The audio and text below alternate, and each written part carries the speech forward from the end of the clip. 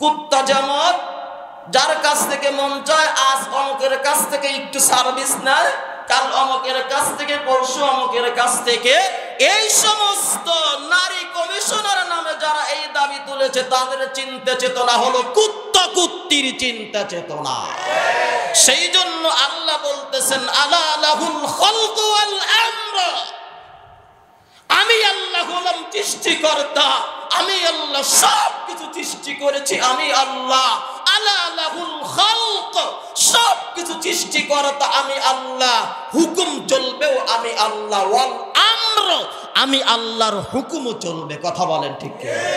সেই জন্য আমার দেহের মধ্যে তো হুকুম চলে আল্লাহরই।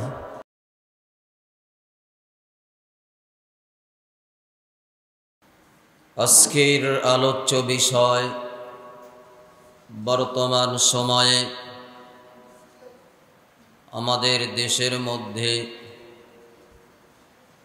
সংস্কারের নামে নারী কমিশনার,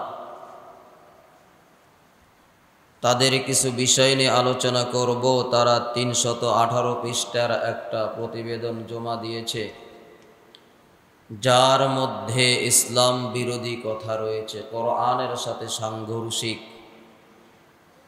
যেগুলো কখনো কোনো সাধারণ মুসলমান মেনে নিতে পারবে না, পারে নাই, পারবেও না। তো সেই কোরআন বিরোধী কিছু আলোচনাগুলো আমাদের সবারই জানা দরকার, ঈমানি দায়িত্ব। সেই বিষয়গুলোকে সামনে রেখে আজকের আলোচ্য বিষয়কে সাজানো হয়েছে।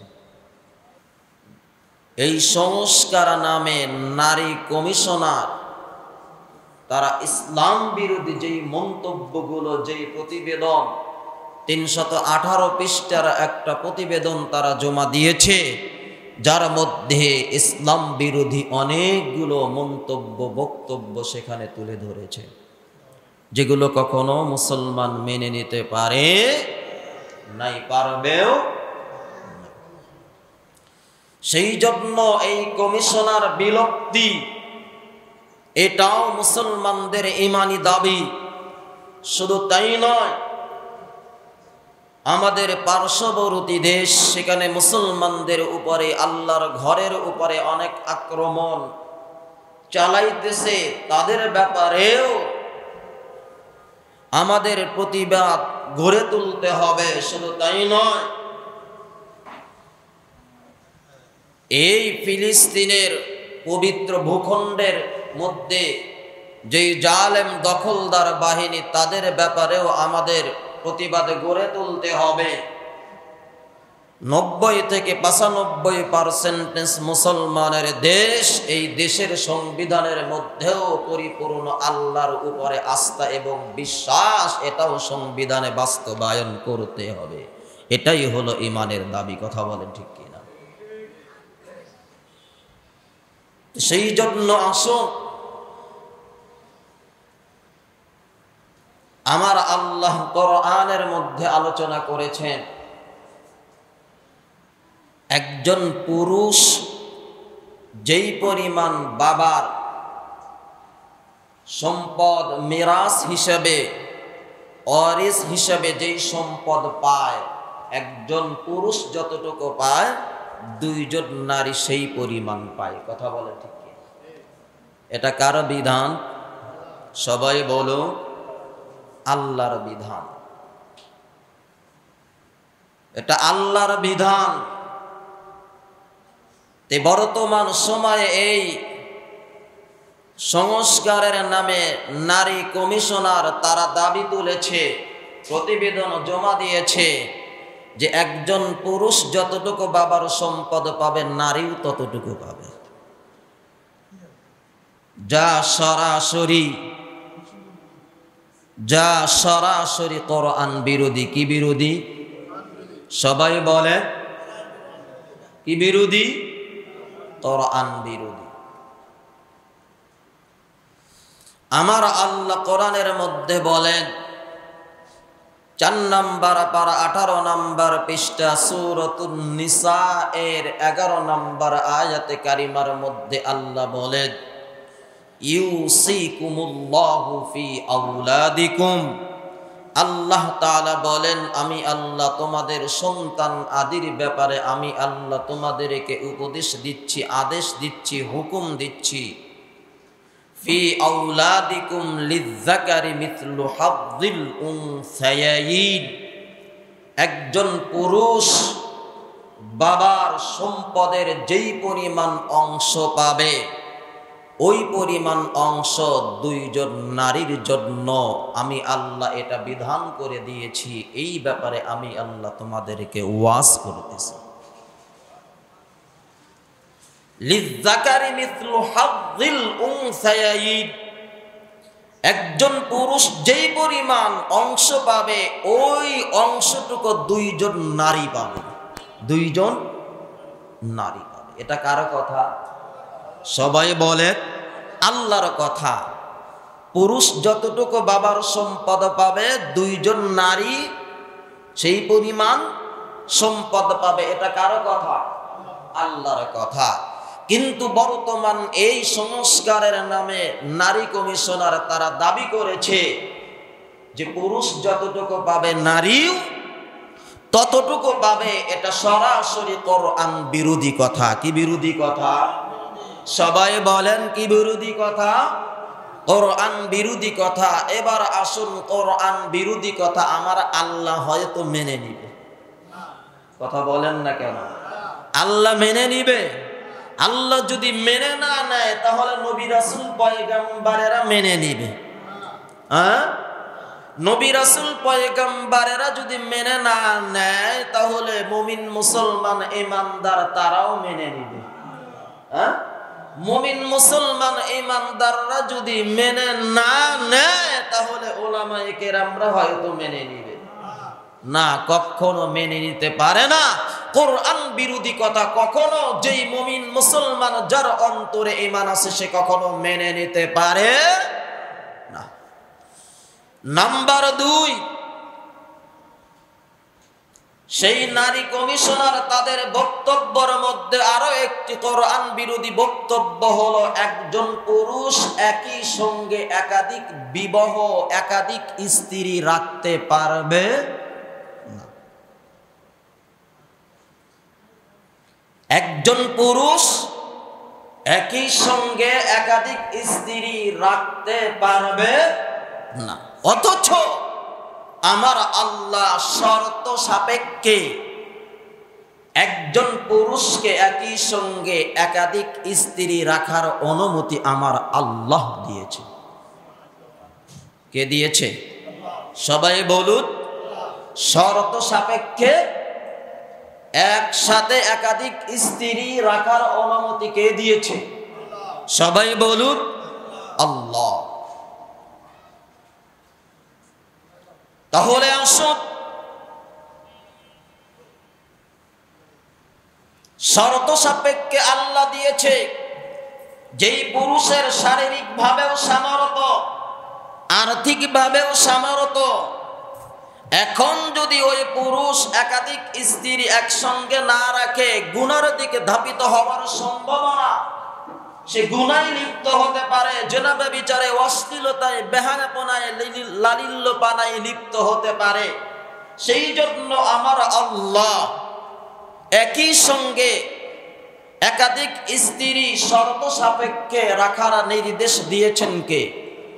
সবাই বলুন আল্লাহ। কিন্তু এই নারী কমিশনার এদের এই কোরআন বিরোধী যে একই সঙ্গে একজন পুরুষ একাধিক স্ত্রী রাখতে পারবে না, যেটা কোরআন বিরোধী কথা। কি বিরোধী কথা? সবাই বলুন কোরআন বিরোধী কথা। সূরাতুন নিসা এর 3 নম্বর আয়াতে কারিমার মধ্যে আমার আল্লাহ পরিষ্কার ভাষায় আলোচনা করতেছেন, وَإِنْ خِفْتُمْ أَلَّا تُقْسِطُوا فِي الْيَتَامَى فَانكِحُوا مَا طَابَ لَكُم مِّنَ النِّسَاءِ مَثْنَى وَثُلَاثَ وَرُبَاعَ। আল্লাহ তাআলা বলেন, যদি তোমাদের وَإِنْ خِفْتُمْ أَلَّا تُقْسِطُوا فِي الْيَتَامَى, যদি তোমাদের এতিমদের হক আদায়ের ক্ষেত্রে যদি তোমাদের ভয় হয় তাহলে তোমাদের এলাকা সমাজের মধ্য থেকে যাদেরকে পছন্দ হয় ওই সমস্ত নারীদের মধ্য থেকে তোমরা বিবাহ করো। ফানকিহু মা তাবালাকুম মিনান নিসাই মাসনা ওয়া সুলাসা ওয়া রুবা। তাহলে তোমরা বিবাহ করো 2টা 3টা অথবা 4টা। আল্লাহ তাআলা শুরু করেছেন 2টা দিয়ে। কয়টা দিয়ে? সবাই বলুন। 2টা 3টা অথবা 4টা। যদি তোমরা 2টার হক যদি পরিপূর্ণভাবে আদায় করতে না পারো, বা 3টার হক পরিপূর্ণভাবে আদায় করতে না পারো, বা 4টির হক যদি পরিপূর্ণভাবে আদায় করতে না পারো, তাহলে তোমরা একটা করো। কি করো? সবাই বলেন একটা। ফাইন খিফতুম ফাওয়াহিদাতান আও মা মালাকাত আইমানুকুম। 1 নাম্বার আল্লাহ বললেন, যদি ইতিমদের হক আদায় করতে না পারো তাহলে এই সমস্ত নারীদের মধ্য থেকে তোমরা 2টা করো বা 3টা করো বা 4টা করো। কিন্তু যদি এতেও যদি তোমরা তাদের হক আদায় করতে না পারো তাহলে তোমরা একটা করো। কয়টা? একটা। কার কথা এটা? আল্লাহর কথা। তাহলে আল্লাহ প্রথমে সামর্থ্যবানদের জন্য আল্লাহ 2টা করার কথা বলেছেন। কয়টা? সবাই বলে 2টা। যদি আরো সামর্থ্য থাকে তাহলে 3টা করো। আরো যদি সামর্থ্য থাকে তাহলে কয়টা করো? 4টা করো। পৃথিবীর পরিসংখ্যা অনুযায়ী পৃথিবীর মধ্যে এখনো পুরুষের তুলনায় নারীর সংখ্যা বেশি। কিসের সংখ্যা? সবাই বলে নারীর সংখ্যা। এখন তোমার সামর্থ্য আছে, তুমি একটা করতেছো, কিন্তু নারী যে বেশি হয়েছে, ওই একটা নারী যে বেশি হয়েছে, সে যদি স্বামী না পায় তাহলে ওই নারীটা গুনাহের দিকে ধাপিত হতে পারে কি পারে না? যাদের সামর্থ্য রয়েছে তারা যদি একাধিক বিবাহ না করে, খোদার কসম, আল্লাহর কসম, কাল হাসরের ময়দানে আল্লাহর আদালতে জবাব দিতে হবে। পরিষ্কার কথা। কারণ আপনার সামর্থ্য আছে, একজন বিধবাকে বিবাহ করে না, যেই বিধবাকে বিবাহ করলেন ওই বিধবা তো আর গুনাহের দিকে যেতে পারল না। কথা বলেন না কেন? বাংলাদেশের মধ্যে আমাদের সমাজেও বিবাহ করতো যদি কাজের বুয়াগুলো যদি না রাখতো। কথা বলেন না কেন? কাজের বুয়াগুলো যদি না রাখতো। আপনি আজকে বাসার মধ্যে অনপরিবর জারি করেন, বাসার সব কাজ তোমার করতে হবে, না হলে আমি বিবাহ আর একটা করবো। হয় স্ত্রী বলবে বিবাহ আর একটা করো, না হয় বাসার যত কাজ আমি একাই সারব। সত্য নাকি মিথ্যা কথা?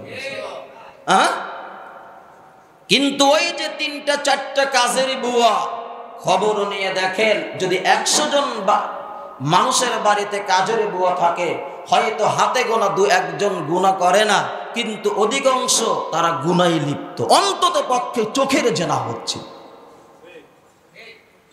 কি কথা বলেন না কেন?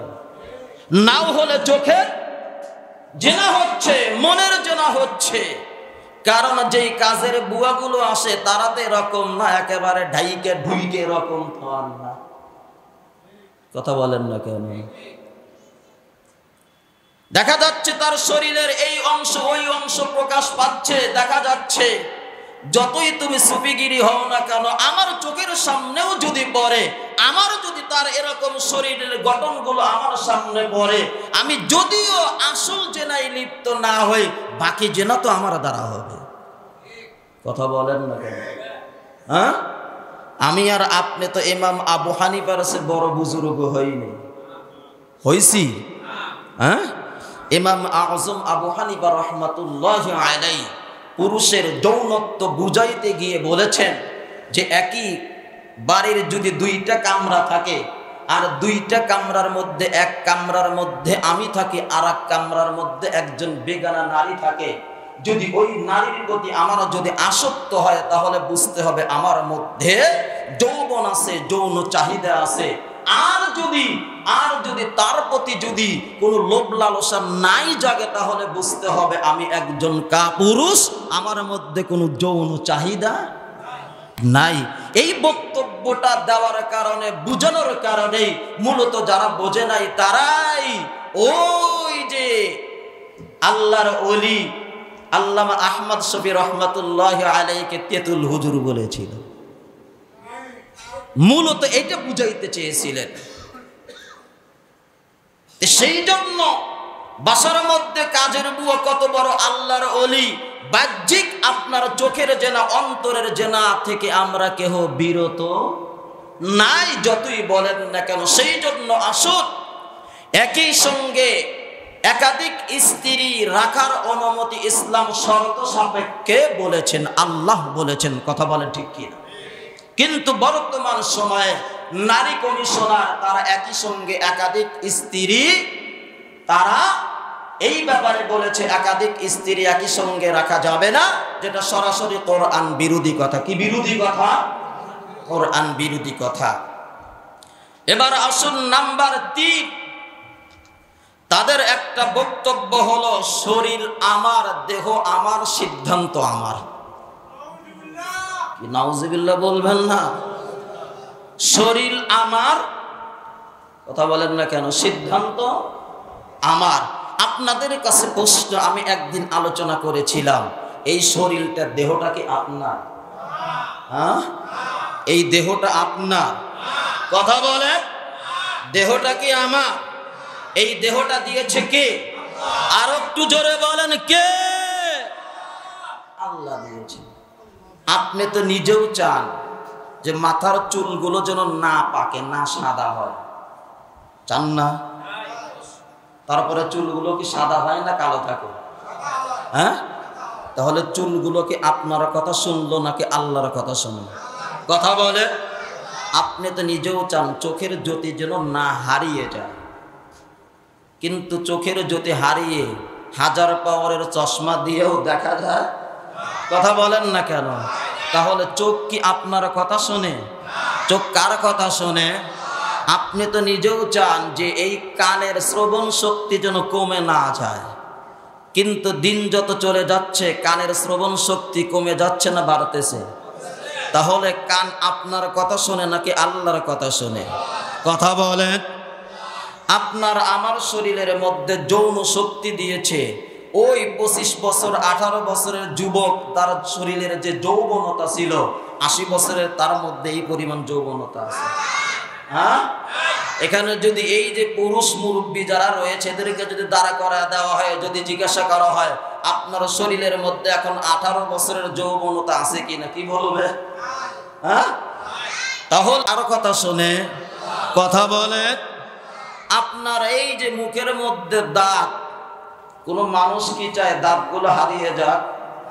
হ্যাঁ, কিন্তু একজন বৃদ্ধকে ডাকেন, সে কি চেয়েছিল দাঁতগুলো পড়ে যাক? কিন্তু দাঁতগুলো কি তার কথা শুনছে?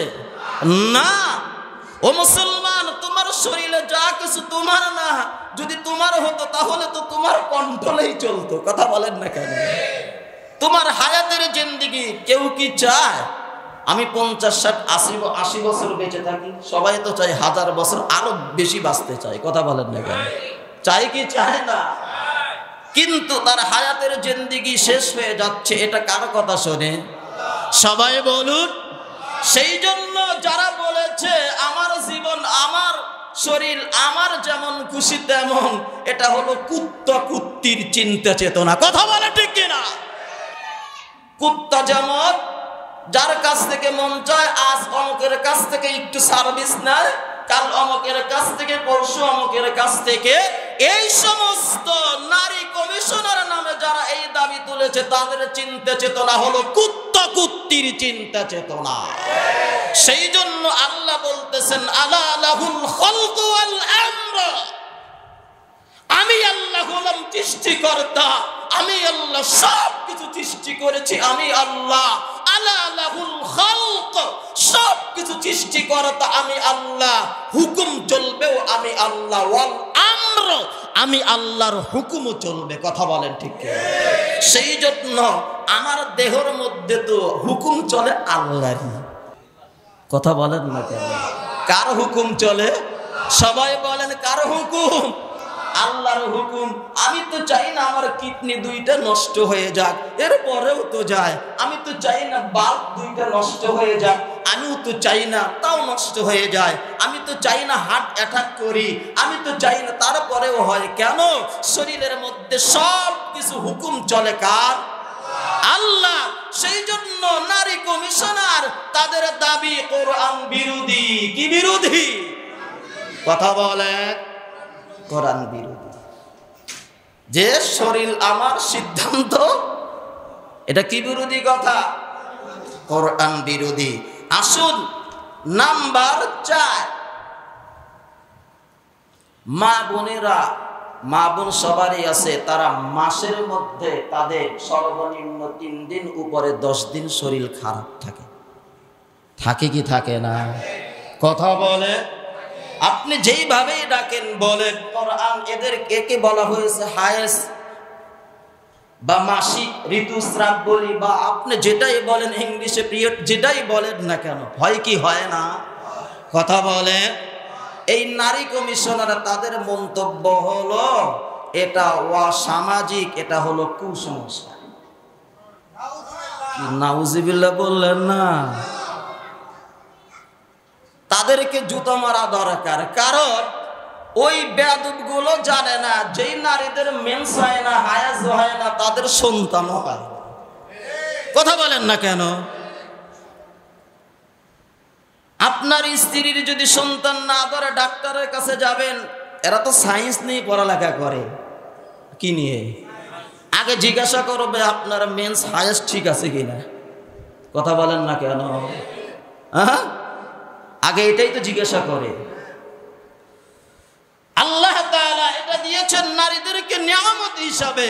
এটা যদি না হতো সন্তানই তো আসতো না, আমিও তো সন্তান পাইতাম না, আপনিও তো আর বংশের বাতি জ্বালাইতে, কথা বলেন না কেন, পারতেন না। এটা তো বর্তমান সায়েন্স বলে।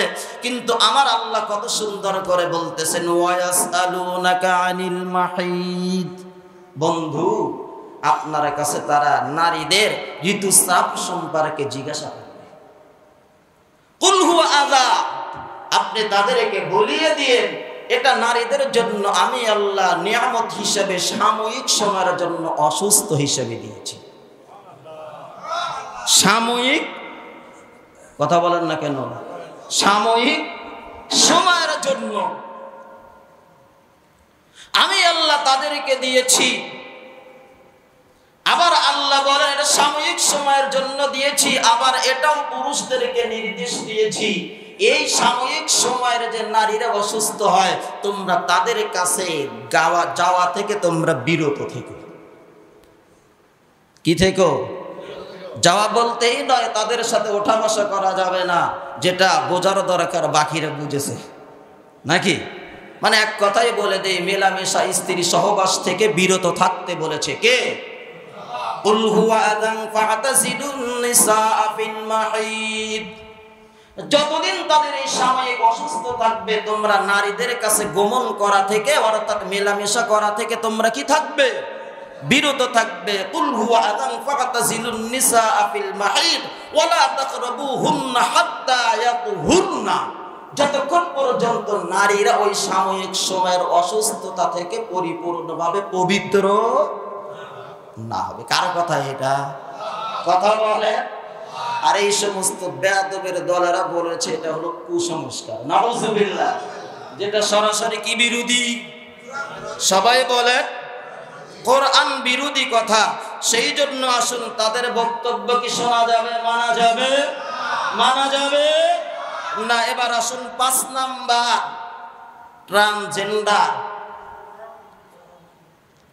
তাদের বক্তব্য হলো আমার মন চাইছে আমি একজন পুরুষ, কিন্তু আমার মনের মধ্যে চাই আমি এখন নারী, বা নারী নারী ভাব, তাহলে তারা নারী হিসেবে তারা বিবেচিত হবে।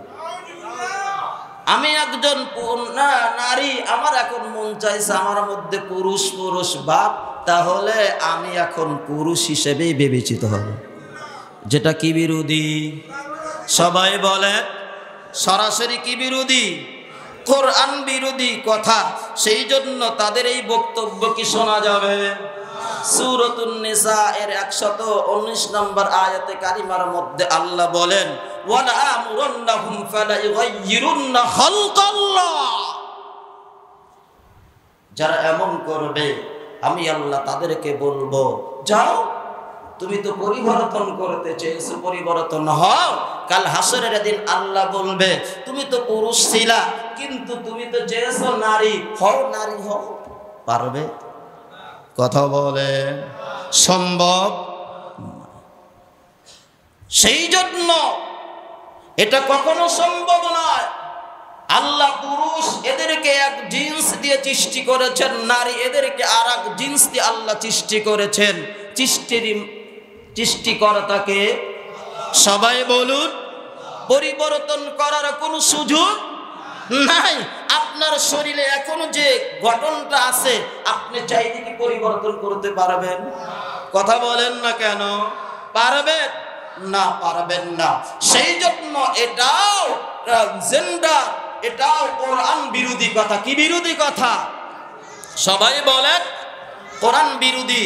এ সম্পর্কে নবীর একটা হাদিস, আল্লাহর নবী বলেন লাআনা রাসূলুল্লাহ সাল্লাল্লাহু আলাইহি ওয়াসাল্লাম আল মুতাশাব্বিহিনা মিনার রিজালি বিন নিসা ওয়াল মুতাশাব্বিহাতি মিনান নিসাই বির রিজাল। আল্লাহর নবী তাদেরকে লানত অভিশাপ দিয়েছেন যেই সমস্ত পুরুষেরা নারীদের বেশভূষা ধরে, হ্যাঁ, যেই সমস্ত পুরুষেরা নারীদের পোশাক আশাক ড্রেস পরে এরকম বারে নারীর এরকম বেশভূষা ধরে, আল্লাহর নবী তাদের ব্যাপারে লানত অভিশাপ দিয়েছে। আর যেই সমস্ত নারীরা আবার পুরুষের বেশভূষা ধরে তাদের জন্য তাদের ব্যাপারেও আল্লাহর নবী লানত আর অভিশাপ দিয়েছেন। সেই জন্য যাদের ড্রেস যাদের পোশাক তাদেরই পরতে হবে। কোন নারী চাইলে পোশাকের দিক দিয়ে এই দিক দিয়ে কোন নারী পুরুষের এগুলো ধরতে পারবে না। আবার নারীরাও পুরুষদের এরকম ভাবে পোশাক আশাক করে বেশভূষা ধরতে পারবে না। যদি ধরে তাহলে নবীর লানত। কার লানত? এবার আসুন নাম্বার 6, বিবাহ বিচ্ছেদ। এই ব্যাপারে তাদের বক্তব্য হলো নারীরাও পুরুষদেরকে তালাক দিতে পারবে। কি দিতে পারবে? কথা বলেন না কেন? মন চাইছে স্বামী ভালো না আর একটা ধরতে চায়, আর একটা। কিন্তু মনে রাখবেন যদি নারীদেরকে তালাক দেওয়ার অনুমতি থাকতো, আমরা এখানে যারা বউ নিয়ে আসি আমার মনে হয় 100 জনের মধ্যে 10 জন বউ নিয়ে ঘুমাইতে পারতাম কিনা সন্দেহ। কি সত্য নাকি মিথ্যা বলেন কথা? 20 বছর সংসার করেছে, কোনোদিন কোনো কিছু অভাব ধ্যান নাই। একদিন তার পছন্দের একটা জিনিস আনতে ভুলে গেছেন, আপনাকে বলবে কোনোদিন তোমার সংসার করে আর সুখ আর শান্তি পাইলাম। কি সত্য নাকি মিথ্যা কথা? আর যদি একটু যদি ব্যতিক্রম হয়, আমাকে তালাক দাও না কেন, আমি তোমার কত ভালো স্বামী অপেক্ষা করতেছে। কি বলে? কি বলে? এই কথা বলেন না কেন? অথচ আল্লাহ তাআলা তালাকের বিধান এটা একমাত্র পুরুষদের দিয়েছেন। কেন? আল্লাহর গজব থেকে বাঁচার জন্য। কার গজব? কথা বলেন। আল্লাহ কোরআনের মধ্যে বলেছেন, মুসলমান সূরাতুন নিসার 34 নম্বর আয়াতে কারিমার মধ্যে আল্লাহ বলেন আর-রিজালু কাওয়ামুনা আলান নিসাই বিমা ফাদ্দালাল্লাহু বা'দাহুম আলা বা'দ ওয়া বিমা আনফাকু মিন আমওয়ালিহিম। আল্লাহ বলেন আমি আল্লাহ নারীদের উপরে পুরুষদের কর্তৃত্ব দিয়েছি, আলা বা'দুহুম আলা বা'দ, এই জন্য দিয়েছি যে তাদের উপরে আমি আল্লাহ শ্রেষ্ঠত্ব দেওয়ার মূল কারণ হলো পুরুষরা তাদের টাকা পয়সা অর্থ করে নারীদের পিছনে ব্যয় করে। কিছু সুবহানাল্লাহ বলেন। অবিমা আনফাকু মিন আমওয়ালিহিম, হ্যাঁ, পুরুষদের সম্পদ যা আছে কাদের পিছনে ব্যয়? কথা বলেন না কেন? কসমেটিক লাগলেও স্বামী, কথা বলেন না কেন, কে কিনে দিবে? হ্যাঁ, কিন্তু এখন কি হইতেছে বাকির হিসাব করেন। যাক, আমি শুধু মূল পয়েন্টগুলো বলে যাচ্ছি, সময় স্বল্পতা। নাম্বার 7, বালক পুত্র বা সাধারণ শিশুদেরকে তাদের বক্তব্য হলো গর্ভজাত শিশুদের মধ্যেই সম্মান আর মর্যাদা ইজ্জত দিতে হবে। বালক পুত্রকে বা সাধারণ, আমার একটা সন্তান ভালো লাগছে, হয়তো গরিব হতে পারে, রাস্তায় আছে, তাকে নিয়ে এসে আমি লালন পালন করলাম আর বললাম আমি একে আমার গর্ভজাত সন্তানের মতোই আমি তাকে সম্পদের মালিক বানাই। এটাও কি বিরোধী কথা? সবাই বলে কোরআন বিরোধী। আল্লাহ বলেন ওয়ামা জাআলা আদইয়াকুম আবনাআকুম যালিকুম কাউলুকুম বিআফওয়াহিকুম। আল্লাহ তাআলা বলেন সূরাতুল আহজাবের 4 নম্বর আয়াতে কারিমা, আল্লাহ বলেন তোমরা নিজেরাও তো পালক পুত্রদেরকে আপন সন্তানের মতো তোমরাও তো মেনে নাও না। কারণ কি? আমি নিজেও তো চাই না আপনার যদি 5টা সন্তান থাকে আর একটা সন্তানকে যদি আপনি পালক আনেন, আপনার এই সন্তানগুলো আপন সন্তানগুলো তো এটা মেনে নিতে পারবে না। কারণ আপনার যে সম্পদ আছে ওই সম্পদ তো আপনার এই জন্ম দেওয়া সন্তানগুলো এই সম্পদের মালিক হবে, কিন্তু পালক পুত্র তো আর আপনার মিরাস হিসাবে ওই পরিত্যক্ত সম্পত্তির মালিক হতে পারে না। সেই জন্য তারা এই ব্যাপারেও কোরআন বিরোধী সিদ্ধান্ত নিয়ে তারা প্রতিবেদন জমা দিয়েছে, অথচ আল্লাহ বলেন তাদের এই সিদ্ধান্ত ভুল, সিদ্ধান্ত ভুল। ওমা আদইয়াকুম আবনাআকুম যালিকুম কাউলুকুম বিআফওয়াহিকুম। সেই জন্য পালক সন্তান হোক অথবা পালক পুত্র হোক অথবা রাস্তায় থেকে একটা সন্তান পছন্দ হয়েছে আনলো, এই সন্তানকে কখনো নিজের গর্ভজাত সন্তানের মর্যাদা দেওয়া যাবে না।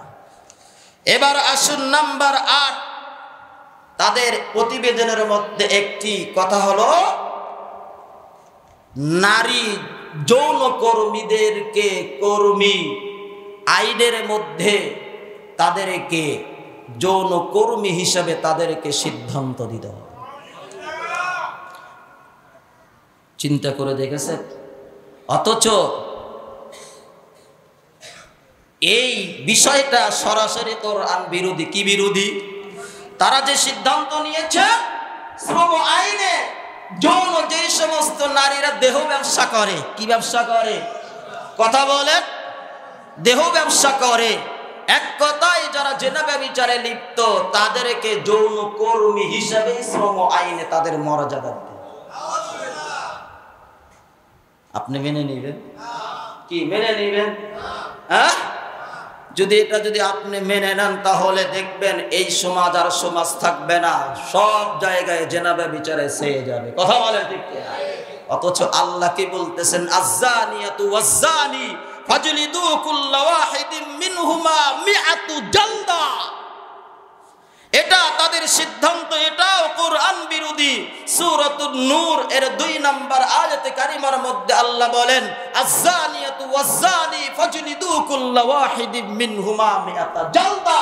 সেই জন্য যারা জেনা ব্যভিচারে লিপ্ত, এই যে যৌন কর্মী, এদেরকে যৌন কর্মীও বলা যাবে না।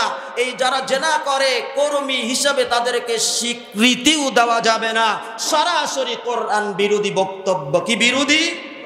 সবাই বলেন কি বিরোধী? কোরআন বিরোধী।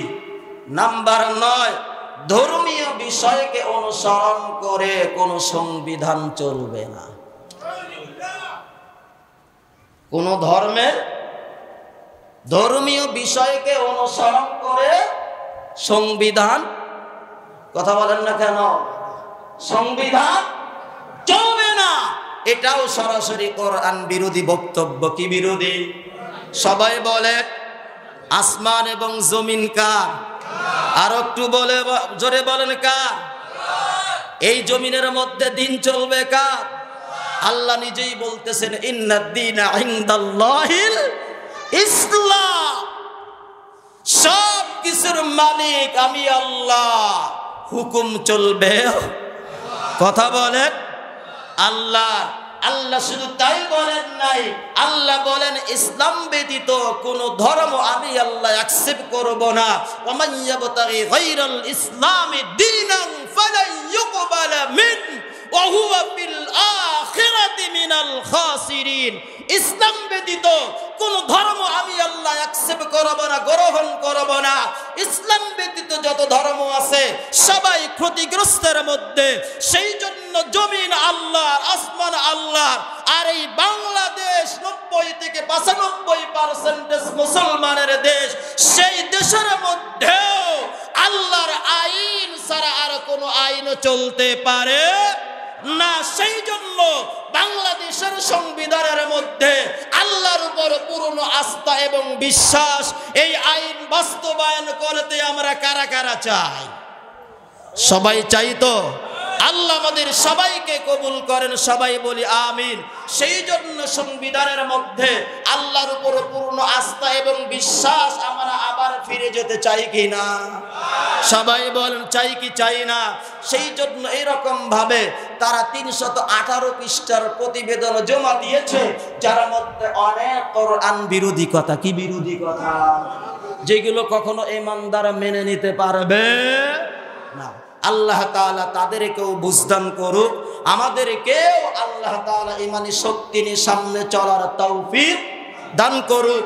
সেই জন্য আসুন এই নারী কমিশনার এদেরকে বিলুপ্ত নিয়ে এবং ইসলামের বিষয়, বাংলাদেশের মধ্যে ইসলামের বিষয় নিয়ে যখনই যেই জায়গা থেকে বাতিল ফেরেকা মাথাচাড়া দিয়ে ওঠে, জাতির কর্ণধার ওলামায়ে কেরাম সর্বপ্রথম সোচ্চার হয়ে মাঠে নামে। কথা বলে ঠিক কিনা? কারা? যখনই নাস্তিক বেঈমানের দ্বারা বিগত আপনারা দেখেছেন। সেই জন্য জাতির পাহারাদার হলো, ইসলামের বিষয় হলো ওলামায়ে কেরাম। কে? আগামীকাল ইনশাআল্লাহ এই বিষয় নিয়ে সরওয়ারদী উদ্যানে ওলামায়ে কেরাম, বাংলাদেশের সব ওলামায়ে কেরাম ঐক্যবদ্ধ হয়ে হেফাজতের ব্যানারে, হেফাজতে ইসলাম ব্যানারে, এই এক ব্যানারে সবাই এসে এই ব্যাপারে তারা সবাই আলোচনা একটা সমাবেশের আয়োজন করেছে। সেখানে অংশগ্রহণ করা আমাদের সবারই ঈমানি দায়িত্ব। কথা বলে ঠিক? এটা তো কোনো রাজনৈতিক বিষয় না, এটা হলো ইসলামের বিষয়। কি বিষয়? কথা বলেন। ইসলামের বিষয়, ঈমানের বিষয়। এই ব্যাপারে আমাদের সবারই অংশগ্রহণ করা ঈমানি দায়িত্ব। কথা বলেন ঠিক কি না?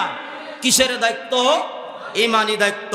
সকাল 9টা থেকে শুরু হবে, বাসাবো থেকেও মিছিল যাবে এবং আবার এই তিলপাপাড়া জোরপুকুর মাঠ থেকেও যাবে, বিভিন্ন মহল্লা থেকে যাবে। আপনারাও আপনাদের সামর্থ্য অনুযায়ী ইসলামের ব্যানারে অংশগ্রহণ করবেন। এটা হলো ঈমানি দাওয়াত। কি দাওয়াত?